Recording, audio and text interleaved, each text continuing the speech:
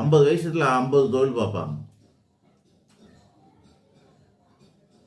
50 வயசுக்குள்ள 50 தொழிலை பார்க்கறதுங்கிறது நல்ல விஷயமா இருக்குமா அது? அவங்க ஜாதகம் சரியில்லைன்னு தானே அர்த்தம்.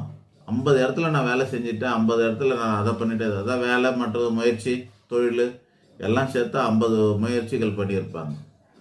அவங்களுக்குன்னு ஒரு ஐடி இருக்கணும். இப்போ நான்னா ஜோசியர் அப்படின்னு எனக்கு ஒரு கார்டு இருக்குது, விசிட்டிங் கார்டு இருக்குது. யாரோ ஒன்றும் இப்போ ஸ்டாஃப் இருக்காங்க, அவங்க எங்கே வேலை செய்கிற ஒரு ஜோசியர் ஆஃபீஸில் ஸ்டாஃபாக இருக்கிறேன் சொல்ல தெரியுது அவங்களுக்கு. இந்த மாதிரி நம்மளோட அடையாளத்தை நம்ம உருவாக்க தெரியணும் அப்படின்னாக்கா 10ஆம் இடத்தை வச்சு தான் நம்மளோட அடையாளமே முடிவு செய்யப்படும். இல்லைன்னா நம்மளை அறியாமல மற்றவங்ககிட்ட வேற ஒரு அடையாளம் உருவாக்கி போயிடும். எதுலையுமே உருப்படாமல் இருக்கிற ஒரு அடையாளத்தை மக்கள் உருவாக்கி விட்டுருவாங்க.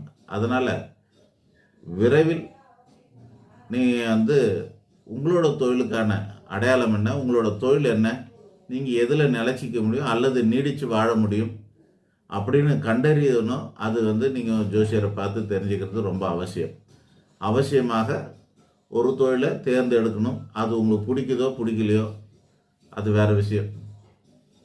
நிலைத்து நிற்கணும். வருமானம்ன்றது நிலைத்து நிற்க வேண்டும், நிலையாக இருக்க வேண்டும். காலத்துக்கு வருமானம் வரணும் அல்லது நீண்ட காலத்துக்கு வருமானம் வரணும் அப்படின்னா உங்களோட தொழிலை சரியாக கண்டறிந்து போக வேண்டும்.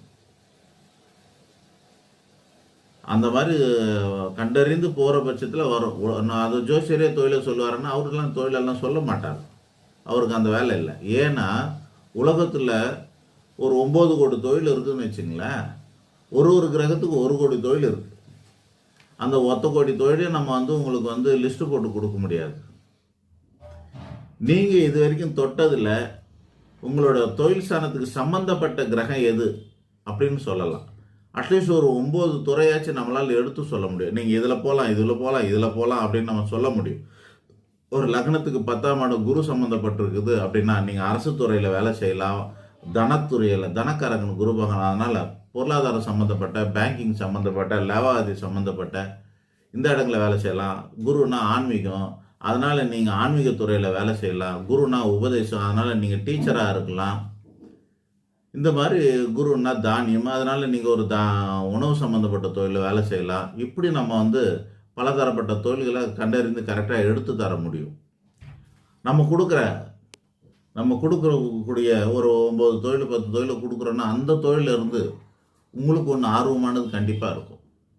அது ஒரு ஆர்வத்தோடு தான் செய்யணும். எந்த தொழிலை வேண்டாம் விருப்ப செய்ய முடியாது. அதனால் ஜோதிடத்துக்கு உங்கள் ஜாதகத்துக்கு தோதான, உங்கள் ஜாதகத்துக்கு விதிக்கப்பட்ட பல